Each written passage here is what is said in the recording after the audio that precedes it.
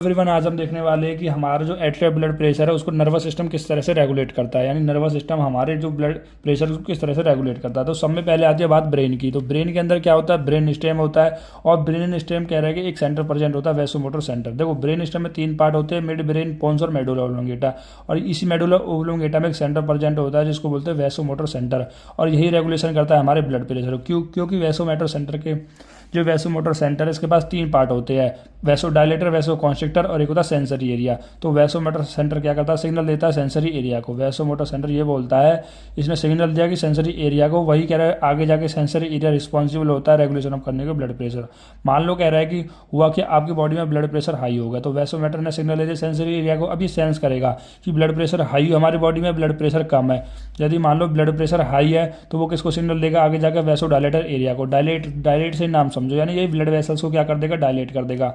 देखो ये क्या है, हमारे पास पूरा वैसोमोटर सेंटर है और ये इसके बीच में क्या है, वैसो डायलेटर एरिया। तो ये क्या कर रहा है, सिग्नल देगा। किसके थ्रू देगा, पैरासिम्पैथेटिक नर्व के थ्रू सिग्नल देगा। ठीक है। और ये यहाँ पर जब ब्लड वेसल के यहाँ पर सिग्नल देता है तो वो डायरेक्टली नहीं देता, कह रहा है कि कुछ एसाइटिलकोलिन को न्यूरोट्रांसमीटर रिलीज करता है जो हमारे ब्लड वेसल पे जाके चिपक जाते हैं कुछ रिसेप्टर के थ्रू। और फिर कह रहा है कि जो ब्लड वेसल्स है वो डायलेट हो जाता है और ब्लड प्रेशर नॉर्मल हो जाता है। अब आता है यहीं, अगर आपको मानो कि सेंस किया कि ब्लड प्रेशर कम है तो क्या होगा, तो जाएगा वैसो कॉन्स्ट्रिक्टर एरिया के पास। वैसो कॉन्स्ट्रिक्टर एरिया के पास क्या है, ये देखो, ये पूरा वैसोमोटर सेंटर है और ये वैसो कॉन्स्ट्रिक्टर एरिया है। ठीक है। तो लेटरल साइड प्रेजेंट होता है वैसोमोटर के।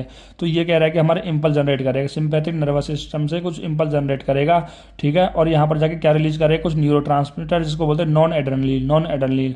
तो ये, और इनको कौन एक्सेप्ट करेगा, ब्लड वेसल्स का रिसेप्टर। ब्लड वेसल्स का जो रिसेप्टर प्रेजेंट होता है यहाँ पर, इनको एक्सेप्ट करेगा और करेगा क्या, फिर ब्लड वेसल्स को क्या करा देगा, कॉन्ट्रैक्ट करा देगा। देन क्या हो जाएगा, ब्लड प्रेशर बढ़ जाएगा। फिर एक क्वेश्चन आता है, सर ये एक बात बताओ, ये वैसोमोटर सेंटर को कैसे पता लग रहा है कि हमारी बॉडी में ब्लड प्रेशर ज़्यादा हो रहा है, कम हो रहा है। तो इसको बताने वाला कौन होता है, उसको बताने वाला होता है आपका दिल कह दो, या दिल के ऊपर, दिल में जो एक एरोटा होती है। ठीक है। एरोटा होती है, उसमें कुछ रिसेप्टर प्रेजेंट होते हैं जो सिग्नल भेज देते हैं वैसोमोटर सेंटर को। ठीक है। कैसे, देखो, ये हमारी आर्क ऑफ अरोटा है, उस पर एक रिसेप्टर प्रेजेंट होता है जिसको बोलते हैं एरोटिक बैरो रिसेप्टर। और जो एरोटिक बैरो रिसेप्टर है जो किसके थ्रू जाएंगे, वेगस नर्व के थ्रू जाएंगे। यानी ये यहाँ से जो सिग्नल ले जाएगा ना, वो कौन ले जाएगा, वेगस नर्व ले जाएगा। ठीक है भाई। अब हार्ट से तो होता है ब्लड प्रेशर, तो हार्ट ही तो सिग्नल देगा। तो हार्ट से कौन ले जा रहा है, एरोटिक बैरो रिसेप्टर। यहाँ पर एक रिसेप्टर है जो कि कह रहा है कि 10th क्रेनियल नर्व जो वेगस नर्व है यहाँ से इंपल्स दे देगा वैसोमीटर को कि क्या देगा, कि कम हो रहा है, ज़्यादा हो रहा है। ठीक है। और दूसरा सिग्नल कौन देता है हमारे पास, जो कैरोटिड बैरो रिसेप्टर्स होती है, यानी जो कैरोटिड आर्टरी होती है। ठीक है। वहाँ से कह रहा है कि एक नर्व जाती है जिसको बोलते हैं ग्लेसोफेरेंजियल नर्व। ये कह रहा है कि इंपल्स को देती है वैसोमीटर सेंटर को। इस तरह से कह रहा है नर्वस रेगुलेशन होता है हमारे ब्लड प्रेशर